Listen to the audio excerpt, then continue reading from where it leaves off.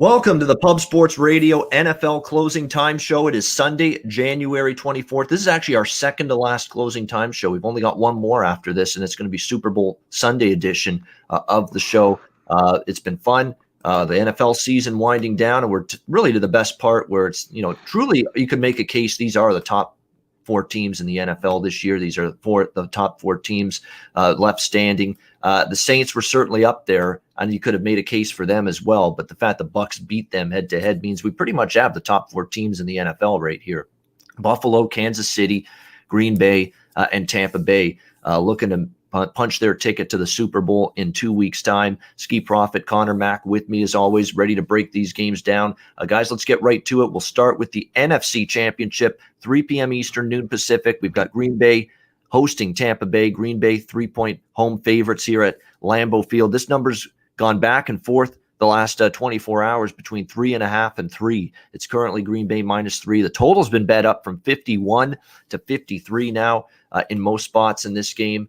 I was on Tampa Bay last week against the Saints, and it was a good win for Tampa Bay, no question. The defense was opportunistic. They took advantage of Drew Brees' mistakes and miscues and 3 turnovers, all of them leading to Buccaneers touchdowns. The offense was good. They didn't have to be great last week, though, against the Saints. And I think people were saying, look at the 30 points. Look at this offense. They're back. They're rolling. I'm going to poke some holes into that theory right now for a bunch of reasons. Number one is their 3 touchdown drives that they scored last week, the Bucs against the Saints, were drives of 3 yards, 20 yards, and 40 yards. All off turnovers, all on short fields. They weren't put in a position by the Saints defense to, you got to move the football down the field to beat us. Their turnovers led to short fields and put their defense in a tough spot because all of a sudden, when you're back on the field, you don't expect to be. That's difficult on a defense, and give the Bucs credit for taking advantage of that. They certainly did that, but it wasn't that, wonderful, perfect offensive showing that I think the 30 points that they scored might lead you to believe. So be aware of that. The Tampa Bay defense was good. They got pressure on Brees, no question, but there were limitations on Drew Brees. You could tell right away that there was no ability to throw the ball deep right away for Drew Brees. And it's sad to see, likely his career come to an end with a game like that where he's struggling, he's throwing interceptions, he loses in the postseason. But you could tell the fastball doesn't have the miles per hour for Drew Brees that it used to. And you could see that clearly on display last week against the Bucs.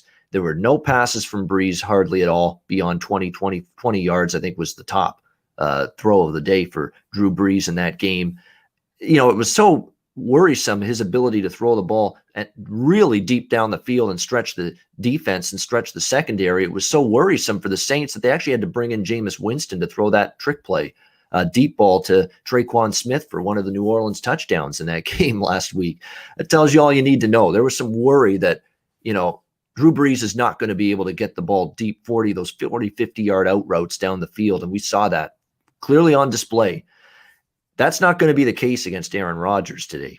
He's going to test this secondary, which I still think is a little bit shaky at the back end. I know you got great performances from Murphy Bunting in particular last week in that Bucs secondary. He played great, picked off a couple of one pass from Brees, made a couple of nice plays as well in that secondary. But Aaron Rodgers definitely can throw the deep ball, which Brees cannot.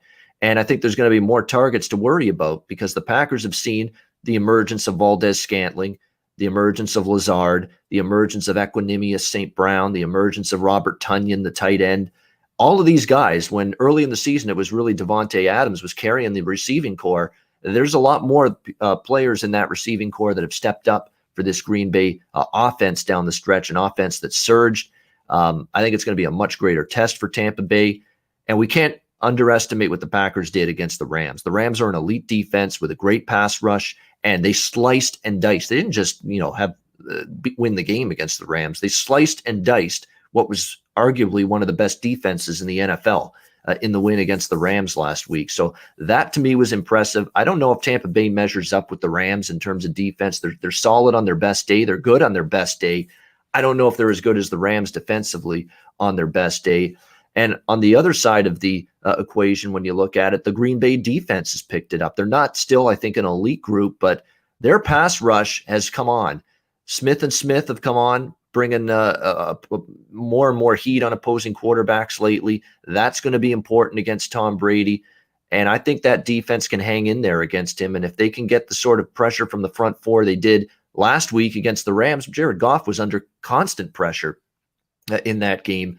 It could be a little bit of a dicey situation here for the Bucs here. And there's a lot of things situationally that don't really add up for Tampa Bay. You know, they've won 2 straight on the road. This is going to be their 3rd straight road game, 5th road game in 6 days. Teams off back-to-back road wins in the conference championship round are 5-13 against the spread the last 18 times in that role, which isn't necessarily a good thing for Tampa Bay. I understand it's Tom Brady and the Bucs catching points. We know the mystique and just the ability to win in the postseason that Tom Brady has. But Aaron Rodgers and the Packers all season long, guys, they talked about we want this number 1 seed. We want the NFC championship here at Lambeau. We think we're going to be tough to beat here if we host the title game. Here's their chance to prove it, and I think they will prove it. I like Green Bay here -3. It's a very low number in my mind. It's always worrisome when you're going against Brady at playoff time, but I like the way Green Bay's playing. They're both playing well. They're both on a run here. Don't get me wrong, but Green Bay has been outstanding. Their defense has picked it up, and I think there's things with the Bucs that they won't be able to do defensively. They won't be able to crowd the line of scrimmage against Rodgers like they did against Breeze because they know he couldn't throw the ball deep down the field. They're going to have to guard the perimeter today and defend on the outside. And I think that's where they're going to struggle a little bit more in this game. And also, I don't want to make too big of a deal of this because revenge it's the playoffs. Both teams want to win. But the shoe is on the other foot for Tampa.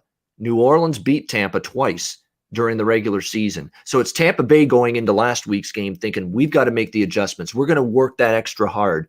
We're going to go that extra mile to make the adjustments, make the corrections, and be better in the 3rd meeting against New Orleans. The shoe's on the other foot here. It was Green Bay that got their teeth kicked in by Tampa Bay during the regular season. It was probably the worst game Rodgers has played all year, but I think that fuels Rodgers to say, time to correct things, time to be better. We're going to go that extra mile preparation-wise, whereas the team that won the game sits on their laurels, assumes that what worked the first time around is going to work again today. And I think that little intangible works a little bit toward Green Bay because they're the team that says, hey, we got blown out by this Tampa team. We're going to fix things today. We're going to make those extra adjustments. Tampa Bay just might sit back and hope that and look to see that what worked for them against Green Bay will work for them again today. So I think that's a little intangible on the Packers side. So I like Green Bay. I think the total's gone a little too high, even though I lean over. I like Green Bay, though, -3. Let's start with you, Ski. What's your thoughts? NFC title game, Packers, Bucs. I agree. And my mouse is not working. Sorry. I agree that I don't think Tampa Bay's pass defense is that good. I know their run defense has been really good throughout the course of the year, but as you alluded to, Breeze, he just wasn't able to take advantage. And I don't think that's going to be the problem here with Aaron Rodgers and Devontae Adams. Breeze had 3 interceptions, I think, in that game. And Rodgers, he's only had 4 interceptions on this year. So I don't see him making those same mistakes. I see him being able to take advantage of that pass defense. But I think in this game, I like the Packers to come out early. I wish I saved those numbers, but I know in the first quarter they have a good point differential. And the second quarter it's even crazier. It's even better. So and it just gets worse as the game goes on. So I like Green Bay to come out early. I feel like they come out with good game scripts. And Tampa Bay, I think they're kind of the opposite. I think they start off, or not Tampa Bay, but I just feel like this is personal opinion or personal feel. I feel like I've seen Brady start off slow a lot of times, and it doesn't even matter how many points he's down. He still can come back. So I prefer to get in and out, and I like Green Bay on the first half. The full game, if I had to pick, I honestly think that the Bucs can come back and then cover the number, if not win. And I do like Packers defense with the lead, but I'm scared of Brady. So those are the 2 ways that I lean in that. And for the game total, I probably would look. I mean, Packers defense has been good. They've only allowed, I think, 16 points per game last 4 weeks. But if Green Bay comes out early and it gets like a decent lead, I can see Tampa Bay ramping it up and keeping up the score. So I will lean towards the over. Yeah, differing opinions in the chat. It's the conference championship games. It's conference championship Sunday. You got great teams on both sides. You can make opposing arguments for both teams. Yes, you can. No question. That's what you get when you're this deep into the season. Every team that's here has a shot to win and cover. Simple as that. It's not so much that you're saying the team you're betting against sucks and is going to be bad. You're just trying to make a slightly stronger case for the team you're betting on. That's what it boils down to at this time of year. It's not so much that it's a dead bet against the other team. You're just trying to make a strongly better case for the team you're betting on between two good teams. That's essentially what we're doing here with both of these games. Connor, what do you think here? Green Bay hosting Tampa Bay.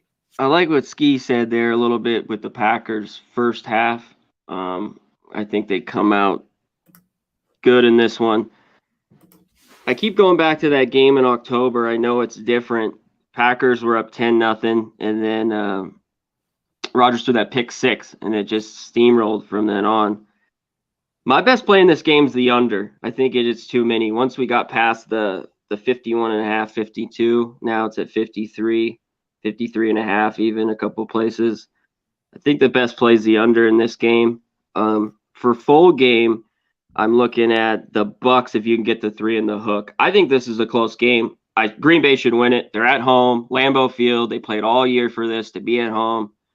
Rodgers is on his A game. You know, they said that though when the Packers were 4-0, and then they went to Tampa. Different scenario. And Rodgers hasn't done well in zone defenses. He's 0-6 his last 6. I think they'll throw some weird schemes here at him, and I think this one could be close. So if I'm betting, I'm taking the Tampa Bay 3 in the hook, but I really like the under here in this one.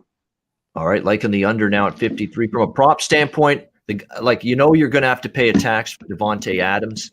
I like Valdez-Scantling. I think he is the value guy from a prop standpoint on this Packers receiving core. Over receptions and receiving yards to score a touchdown, those kind of value down the board is definitely with him. He's become a weapon. He seems to score every week now for Green Bay, even though Adams is, it's almost like you're going to have to lay a price, but he'll probably find the end zone once. But definitely Marquez Valdez-Scantling, receptions, receiving yards.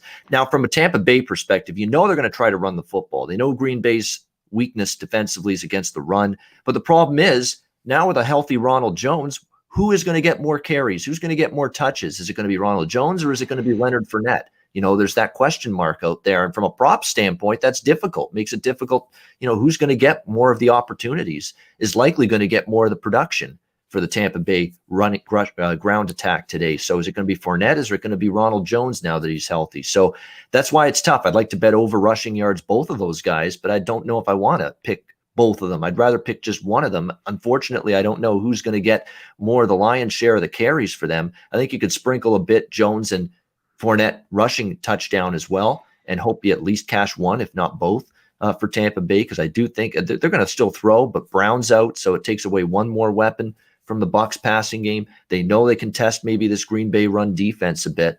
It's just a question of who's going to get more carries and touches. If there's a prop out there that had Tampa Bay team rushing yards over, where you don't have to worry about whether it's Jones or whether it's Fournette, team rushing yards over. I know some books had that or used to have that. It's hard to find that prop everywhere, but team rushing yards for Tampa Bay over the total, that would be the way I would bet it, because then you don't have to worry or fret. Oh, is Fournette going to get the carries? Oh, is Jones going to get the workload running the football? I think a team total rushing yards over is the best way to go in terms of Tampa Bay for this game. From a prop standpoint, anything that you guys are interested in? We'll start with you, Skee. Maybe from what you're saying, if I had to pick one of those guys, I probably would go for Ronald Jones to score a touchdown. That's probably the way that I would do it as far as rushing for Tampa Bay. And I tend to think like Green Bay probably wins the possession battle. And I don't think Tom Brady, I think I want under his passing yards or pass attempts. I'm kind of just looking to fade them in the passing game. So one of those two is the way I would look. I don't really have a player prop that I really love in this game. I have some for the next game. Yeah, I hear what you say in terms of having some for the next game, because that's the game I think where the points could really flow with the Bills and the Chiefs later. Connor, what do you think about this one? Yeah, I agree. I think the points are in the next game. But you're right, Ski. They got to run the ball here. So maybe look at Brady's, pass attempts. They had so much success in that October game running the ball. Green Bay's a lot better. Their defense against the run at the end of the year, they sewed that up. But they got to run it to be in this game. The Bucks got to run it good to be tight in this ball game. Some of the props, like I did last week, in games like this, we talked about the quarterback, anything for a touchdown. So I'll throw the Aaron Rodgers plus 550 to, rushing touchdown. And then Ian, I like the Scantling and Lazard touchdowns plus 285 and plus 220. Those guys to get a TD. Yeah. And then two real quick ones. Tunyon over 3.5 plus 125, and Williams just a small one over 1.5 catches is plus 170. Just a little value on those guys. Yeah, that's good. I mean, those ones to get plus 200s on Valdez Scantling and Lazard, especially Valdez Scantling, MVS as we like to call him. Yeah, definitely. That's good value. Devontae props are not going to be cheap. His receptions, his receiving yards, even to score a touchdown. You got to lay a price with him to score a touchdown. So that's why it's hard to stay away. The only way you could get to Adams in terms of touchdown scoring is you take him to score multiple times.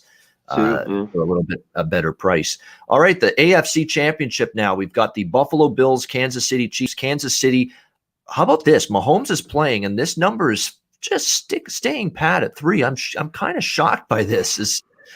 People think he's not going to be 100%. I don't know what it is, but I thought there'd be up to 3.5 at least here on Kansas City with Mahomes playing, and that hasn't happened. It's still -3 across the board, 54.5 the total. Right now in this game. It's a really, really tough game for me because I think Buffalo's got a real chance here. I just don't know if I'm getting value though. +3. I mean, they're basically in a spot where they've got to win. Look, Kansas City, you've been going 2.5 months without winning a bet if you've been betting Kansas City. That's what we're at right now with this team. They've just been an overvalued team. They have had trouble covering numbers. The problem is going into this game, even with that 0-8-1 against the spread slide that they're on, how many of the times have they been -3 at home? Not very often. And that's what they are here in this game. I mean, it's a cheap number. All they got to do is essentially just about win the game, and you got a good chance to cover this number. So there's been an adjustment made. The people have been backing Buffalo week in and week out because of how well they played, and they continue to get rewarded. They were red hot straight up and against the spread down the stretch. Kansas City was not. They were a money burner down the stretch. Put the two factors together, and here you have a cheap point spread potentially here with Kansas City -3, assuming Patrick Mahomes is right, and he plays well today. And the fact that he is playing, I would expect him to be able to go. They say his mobility limitations weren't necessarily on display in practice leading up to this game, which is a positive for sure for the Chiefs going into this game. Look, I've got to give the Bills defense credit. We know that's where they had their issues down the stretch. They didn't play great football defensively early in the season, but really ever since their bye week, we've seen the Buffalo Bills defense play a lot better, no question. They've just been able to make a lot of plays on that side of the ball. The pass rush has been reinvigorated. Jerry Hughes and Mario Addison and Ed Oliver are starting to make plays, getting after the quarterback. The run defense is still a little bit, worrisome, but I give them credit against Baltimore. It's about as good a rushing team as you'll face, and they played exceptionally well against the run. So we'll have to see if that can carry over here to this game against the Chiefs. Who are going to be obviously diversify things a lot more than Baltimore. You got to worry about a lot. And I think that's the key with this game here is you've got two teams, guys, that are going to have to worry about everything. The entire playbook is open. There have been times this year the Chiefs have faced a one-dimensional rushing team, a one-dimensional passing team, a team that could run and pass, but they had a quarterback that's a statue in the pocket, couldn't run, couldn't make plays. They're facing a Buffalo team here that can do it all. They can run, they can throw. Josh Allen can move in the pocket and fire downfield and fire accurately. as good as anybody in terms of being able to throw on the move, getting outside the pocket. I think in terms of accuracy and completion percentage outside the pocket, there's not many better than Josh Allen. He's been outstanding, and Mahomes is pretty damn good in that category as well. And on the flip side, same thing for Buffalo. And their defense, they're going to have to defend everything. They're going to have to worry about the run game. They're going to have to worry about Mahomes throwing the ball. You got to worry about the tight end, Kelsey, Hill, Hardman and company at receiver on the outside. And they're going to have to worry about Mahomes' ability to run. Now, he is dealing with turf toe. How well can he run? But I still think he's going to try to be mobile out there and make plays on the ground with his feet if the pocket breaks down. I think he'll be able to do that. I know it's a high total, but we saw Kansas City stay under last week. We saw Buffalo stay under last week, and I think there's an assumption that might happen again.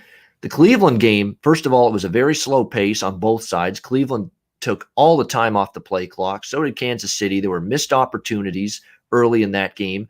And the Buffalo game staying under against Baltimore, I think you've got to throw that out completely. It was windy. There was swirling winds the whole game in Buffalo last Saturday night. And it completely took away the ability to throw the ball. And that was obviously, that's the majority of what the Bills like to do is throw the football. That's not going to be the case here. It's going to be cold, 20s in terms of Fahrenheit, the temperature, but the wind is going to be minimal, 10 miles per hour. That's not much. It's not going to impact the passing game, not like it did in the Baltimore-Buffalo game last Saturday night. I think now after 2 unders with these teams last week, we get the reverse here happening. I like over the total here of 54. Can both teams get to 28? That's what I asked myself when I hammered this total, when I bet it. I said, can I get both teams to 28? I think we can in this game with the potency, with the fact that these two defenses have to defend everything. The quarterback run, the quarterback pass, the run game from both teams. It's all hands on deck offensively for these two explosive teams, and I think it'll show that way on the field. So again, I like the over. I'm torn on the side because I think the value's with Kansas City, but I think Buffalo can match up okay. It's worth noting this is a revenge game for Buffalo, and Buffalo faced Kansas City when they faced them in the regular season. It was a brutal spot for Buffalo. They had the Tennessee game on the Tuesday the week before because the Titans were going through COVID-19. It bumped the Kansas City game to a Monday afternoon. They were preparing Sean McDermott and the coaching staff for the Titans and the Chiefs at the same time. It was a really, really tough situation for Buffalo. The situational is much better for them. I lean Bills. I would prefer them in a teaser of some kind, above the +7. You could get them on a teaser at +9. I don't think they get blown out. But I don't know if I would want to bet them straight +3. So it's not a Kansas City -3 at home is tough to go against that. We can't completely rule out the fact too that first-time quarterbacks like Josh Allen, against, a team that's been there, done that, like Kansas City, we'll see. But sometimes these first-time quarterbacks, these teams that have progressed so far, had an improvement, taken a few steps, they're maybe not ready to complete that final step. Maybe the Bills aren't there just yet, but it would be Bills on a teaser. But the bet I like in terms of just single straight bet for me would be over 54 in this game with the Bills and the Chiefs. Skee, what's your thoughts here? Definitely what could be a really fun and exciting AFC championship game. Well, I agree with a couple of points that you made, but I do disagree with one. I don't think the Bills' run game is that good. I know you want to attack Kansas City on the ground, and that's the way that I think you beat them. But I'm just not sure. I'm not confident Buffalo can do that. And Kansas City's not great on the ground. They'll get Edwards-Helaire. I screwed that up. Edwards-Helaire back in this one. And they also have Le'Veon. So Bills defense, they're giving up 4.5 yards per carry. I think the Chiefs, if I have to pick which team will have more success on the ground, I'm going to pick the Chiefs. So I don't agree there, but I do agree with your point that, yes, Kansas City has been burning money, but they haven't been -3. They've been like double digits or -7 or much larger lines. You're pretty much just asking them to win the game. And I looked at Buffalo's schedule, and I just, I had people talking to me about Kansas City, and they're just saying they don't think Kansas City has really did anything. And I'm like, who has Buffalo beaten? Like, the only good team that they beat on the schedule that I can think of is the Rams in a close game. And I'm just not impressed by it. I know Kansas City can wrap it up. Mahomes, he's going to play. If he's 80%, 70%, I still take Mahomes over Allen. So I like Kansas City here. I think 3 is cheap. And if I have to play the total, I think both offenses are great. I don't really trust either defense too much. So I would agree that I think there's points in this game. And I don't know if I should go through player props now or we'll swing back around. We'll swing back around and do it at the end. But Ski, like in Kansas City here, -3. That's the dilemma for me. Even though I think Buffalo is going to be better than they were the first time they played Kansas City, because the scheduling spot was just so pathetic and bad for Buffalo going into that regular season game against Kansas City, which really I think did them in that game. But I can't get over the fact it's -3 at home with Kansas City. That's damn cheap. I mean, I know they've been a point spread disaster, but they haven't been they were -3 at New Orleans. That's the cheapest point spread they've had during this, stretch down toward the end of the season. And they pushed that game, but that was on the road. That was in New Orleans. This is at home here at Arrowhead. So that's why it feels like it's a cheap. And shockingly, Mahomes is playing. Everybody knows that now. And yet we haven't seen a flinch in this line. You know why? The Bills are the people's champs. Everybody loves the Bills. The Bills are the public team right now, in my opinion. And I understand that they've looked good, but I think that's just what it is. Yeah, they've looked good. They've probably cashed a lot for bettors, especially if bettors started betting Buffalo out of their bye week and continued just backing them from that point on till today. Yeah, they're feeling good, and they just say, let's stick with what works. A lot of people will just say that. So that's exactly what I think. There's some thought process through the betting public that once they start betting on a team and winning week in and week out with them, they just keep on going with it. And I think you're seeing some of that here with this line just sticking to -3 and in spite of the upgrade to playing for the Mahomes in this game. Connor, what do you think here with the Bills and Chiefs? Yeah, like you said, they love it. Yeah, the Bills are 9-1 against the spread the last 10 games. And the only loss was against the Cardinals in that game, the Hail Mary. I think it goes over. The problem is the Chiefs have been settling for field goals in the game last week, the last couple weeks. As long as touchdowns are scored, I think this gets over because I don't think either team's going to run the ball very much. Quarterbacks are going to get theirs like Ski. I think Mahomes, even with his bad toe and the concussion, I think he'll get over 14. And I think Allen's is set at 33. It's a little high, but I think he gets his. But I think they're just going to be slinging at these two quarterbacks. So I got to lean towards the over. The Bills, the problem was if the Chiefs won big last week, it would, and the Bills didn't look as impressive because they didn't in that Ravens. This spread I thought was going to be 5.5. And then the thing with Mahomes, and then now at 3 and it hasn't moved is weird. And Ski, like you said, their Bills are the the public's team and they all jumping on the bandwagon. I'd want 3.5. I think the Bills are in this game. I think they're a touchdown better than that 26-17 game in October. But it's just, fishy. I'm not loving it here. I think this is a close game. I want the 3. If I can get more than 3, I like the Bills a bit here. And I lean towards this over. I think we see more points in this one. Like Ian said, the wind won't be that bad. The forecast looks pretty good. It's not going to be really, really cold. Of course, it's cold, but 2 teams that play in the cold. So I think it gets over. So I'm with the Bills. I'm going to wait. Maybe I can get a 3.5 later. I think this game's tight. The Chiefs haven't blown anybody out all year. They're very good. And I want even a concussed, he's somewhat cleared Mahomes. Who's the guy who was going to tell Mahomes, you're not good, come play? Who would have been that doctor? No one was going to tell Mahomes, hey, buddy, that's, you got to be safe. I get all that. But who would have been the doctor to go and tell Mahomes, you got to sit this one out? So nobody. Conference championship game. Yeah. Good luck with that. Yeah, good luck with that. So I lean the over and I lean the Bills. I'm going to wait right till game time. Maybe Chiefs money. I know a lot of people are just taking the Chiefs and then if not doing money lines, they like both the Packers money line, Chiefs money line. But I think that's too much. I can't lay that. I don't lay those prices. So I get why people are doing it, but I got to pass with that. Like Ian said, I'd maybe tease it in this one. If you like the Bills, tease it up. You could tease down the points and tease the other game. Do something like that. Put a little more money on it. Teaser. Can I ask you guys something really quick? Yeah, go ahead.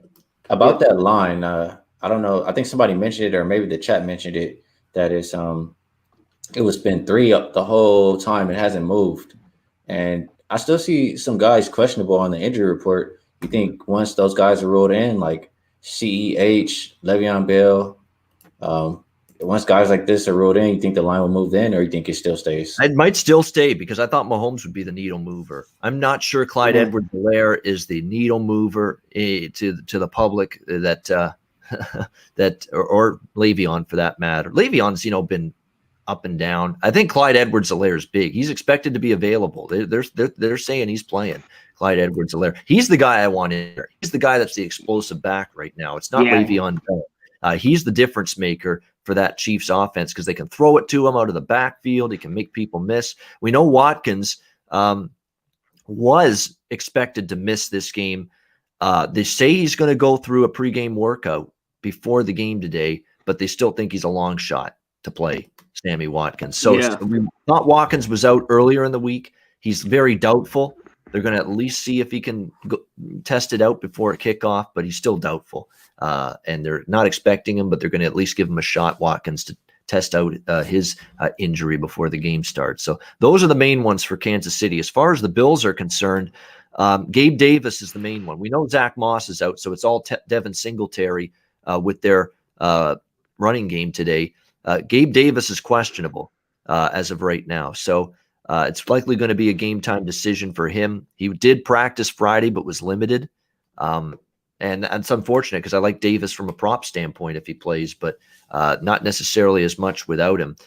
Speaking of props, I like Allen rushing yards over. That makes a lot of sense because Frank Clark and Chris Jones are an outstanding pass rush duo for this Kansas City team. You're going to see situations where Allen's got to run it. He hasn't been shy about running it either. He ran it against Baltimore. He ran it a lot against Indy as well in the first 2 playoff games. So I like the rushing yards over there. Look, I'm not going to tell anyone don't bet Stephon Diggs because he's that good. He's been incredible this year. But at some point, he's going to stay under. I know it's 7.5 receptions. But he's going over that still. He's for the most part, he's still getting 8 or 9 catches a game. So yeah, the number's up there, but and I don't know if I want to take over 7.5, but I sure as hell wouldn't bet it under. So it's a tough one for me with where that number is. And Diggs is just always the guy that Josh Allen looks to. Beasley can do some damage, I think, in this one a little bit for the Bills. He would be that guy like in the Green Bay game with Valdez-Scantling, a little more bang for your buck in terms of the receptions number, the receiving yards number on a Cole Beasley for the Buffalo Bills. And Dawson Knox, the tight end. You know what? Travis Kelce's facing the Bills have a good linebacking core and a linebacking core that wasn't healthy in the first meeting with Matt Milano and with Tremaine Edmonds, and they're 2 outstanding linebackers for the Bills. And that's key if you're going to defend Travis Kelce, and they've apparently taken the challenge today. We think we can match up. So I don't know if Kelce's that guy I would load up on, on props today if I'm looking at Kansas City player props. The matchup dictates the Bills might be keeping him in check because they've got one of the better linebacking cores there is. You might want to look to some of those wide receiving weapons instead, or maybe running backs like Clyde Edwards-Helaire.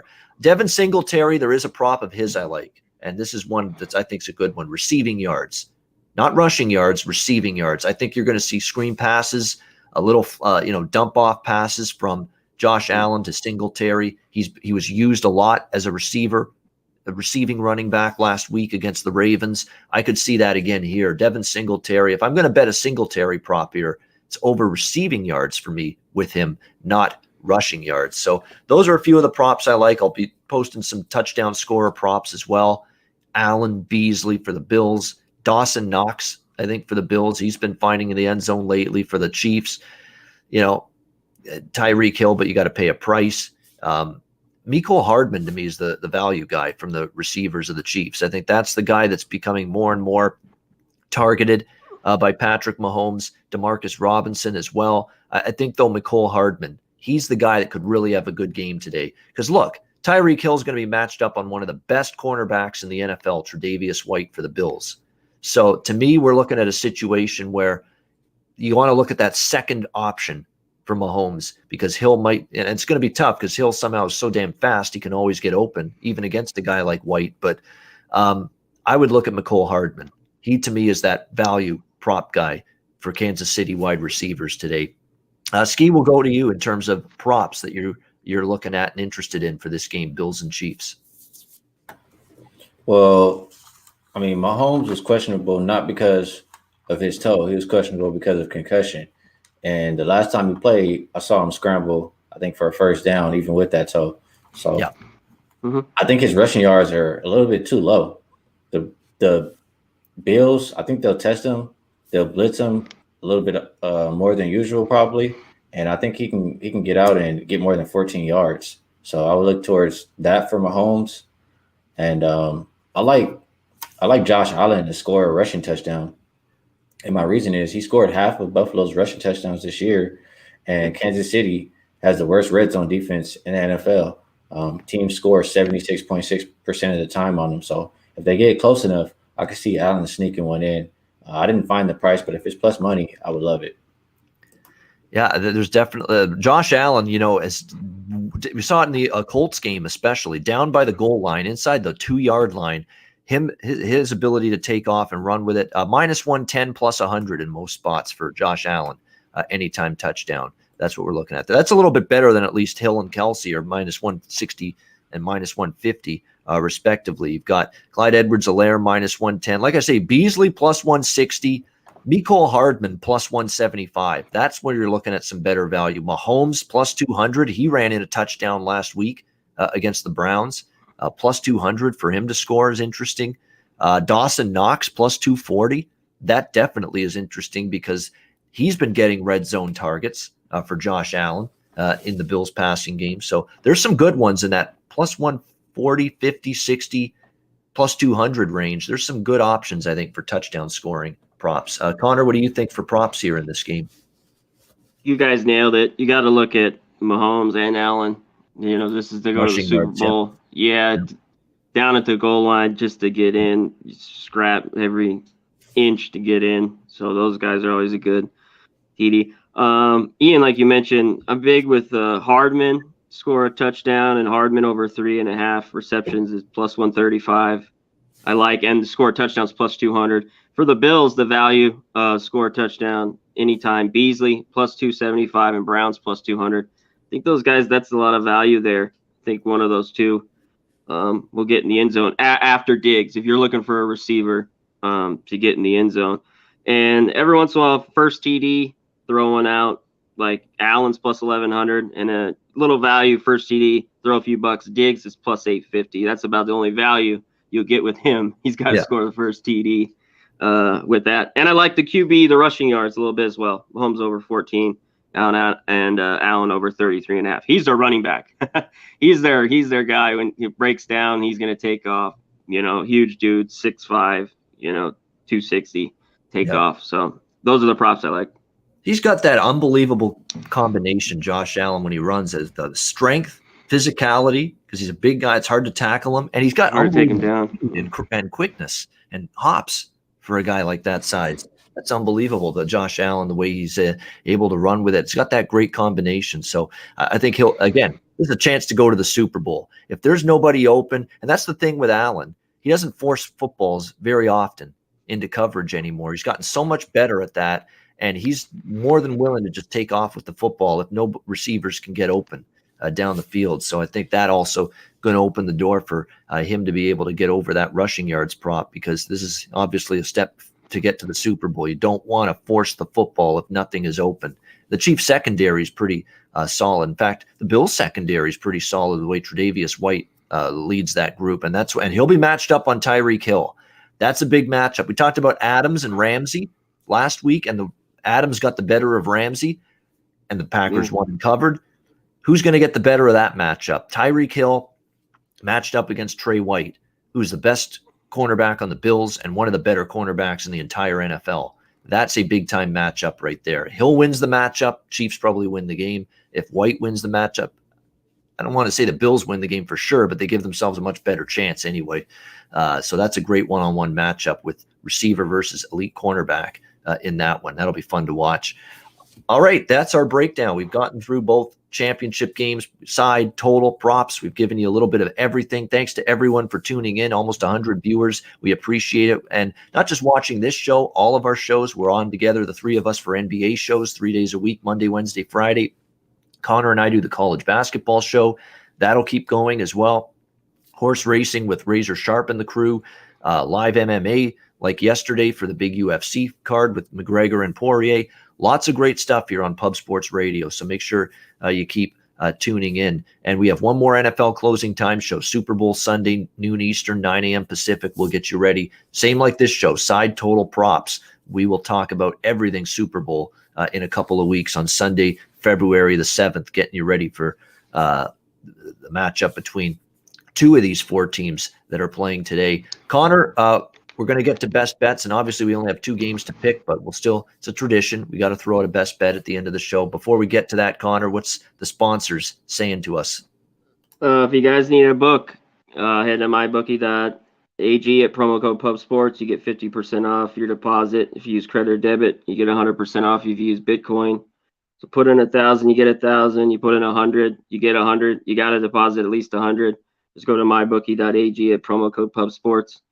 You want to get bulked up, go to bulksupplements.com, hit promo code PubSports. You get 5 to 10% off your order, get all the creatine, protein, all that good stuff. And if anyone's ever in San Antonio, I got to give a shout out. You suffer from stress, anxiety, insomnia, go to Natural Heights, 1880 Nacogdoches Road. Head there, Natural Heights in San Antonio. Support our guys there in San Antonio. And lastly, go to builtbars.com. These are good snacks. They taste good. You get 20% off your order. You got coconut, double chocolate, mint brownie. BuiltBar.com. Promo code PubSports. 20% off your order. You'll love it. Get it. Got it. Good. All right. It is best bet time for this Sunday Conference Championship Sunday. My best bet, this is a tough one because I feel good about the side in the one game, the total in the other game. I'm going to stick with it. I'm going to go with the side in the NFC Conference Championship game. Green Bay Packers. I know I'll put a smile on Razor Sharp's face saying that. Green Bay Packers -3 against Tampa Bay. That'll be my best bet. Packers, I think it's their time. I think they are just feeling it right now. This is a tough spot for Tampa. 5th road game in 6 weeks. 3rd straight road game. The ATS a subset for teams in this spot. In the conference championship game off 2 back-to-back playoff road wins isn't good long term. And I think the Bucs defense, their secondary is still a bit vulnerable, and they're going to feel it a lot more today with Rodgers in a deep passing game that simply wasn't there and existent for Breeze and the Saints last week. So, and Green Bay's defense has improved a little bit as well. Pass rush, I think, can at least do enough to rattle Brady. He's still going to make plays and move the ball, but I think they'll rattle him enough to make the key plays. And that's what it's about, the key plays to win the game. I like Green Bay here, -3 against Tampa Bay. That'll be my best bet. Skee Profit, what do you got? Best bet for Championship Sunday? Yeah, you gave a lot of good reasons for the Packers, and I don't have to repeat them all, but I like them in that first half. I like them to get out to that early start, and I want to get in and I want to get out before I see Tom Brady on the bench. You know that pose where he's looking down, and then comes out in the second half and puts up 30 points on you. So I'll hope for the first half as my best bet and to cheer you on after that, Ian. All right, good stuff. There we go. Let's get the first half as well. Green Bay -3 for me. Green Bay first half for Skee Profit against Tampa Bay. Connor Mack, what do you got? Best bet? I'll stay in this game. I know the public, everyone and their mothers on this over. I don't know, it's like 70%, but I'm taking the under 53. I think they're underrated. Both defenses are a little bit better. I don't love the Bucs, but the Packers defense has played well down the stretch. I think this one could stay under that total. So my best bet's under 53, Packers, Bucs. All right, so there we go. We're all coming from the NFC side of things with best bet. Green Bay -3 for me. Skee with first half on Green Bay, and Connor liking the under 53.5 with the Bucks and the Packers as well. That'll wrap it up, guys. Thanks to everyone for tuning in. Enjoy the games. I can't wait. I hope they live up. I mean, these have the chance to be two great football games today. Hopefully they live up to the hype. The three of us will be back on Monday right here on Pub Sports Radio, 4 p.m. Eastern, 1 p.m. Pacific, as we bring you another NBA closing time show. C-Mac, yeah, go ahead. I see you. Real quick. No, I just wanted to give it a shout. We will be live, I know, for the Chiefs-Bills game, for sure. So I'm hoping we'll be live for this Packer game, but for sure, Chiefs-Bills, I will be doing that one. So we'll be on later. There you go. Live betting show during the AFC Championship game, which is the second game today, 6:30 p.m. Eastern, 3:30 p.m. Pacific, with the Bills and the Chiefs. Live betting show right here on Pub Sports Radio. If you want to tune in and get some entertainment while you're watching the game, in case Jim Nantz and Tony Romo don't deliver the goods for you in terms of entertainment, tune into Pub Sports Radio. I will say this about Jim Nantz. Jim Nantz is so much better with Tony Romo. He's got more energy, more enthusiasm, much better play-by-play guy since Tony Romo's been paired with him. With Phil Simms, he sounded like he was bored and not all that excited. His ass. Yeah, exactly. And I think being with Phil Simms will do that to you. No shit. Yeah, so that's been a big difference here for Jim Nantz. He's done a good job lately with Tony Romo. But good stuff, guys. Great to be on with you, and enjoy the games today. For Skee Profit and Connor Mack, I'm Ian Cameron. Have a great Sunday. Enjoy the games and good luck. We'll see you tomorrow on Monday right here on Pub Sports Radio for the NBA closing time.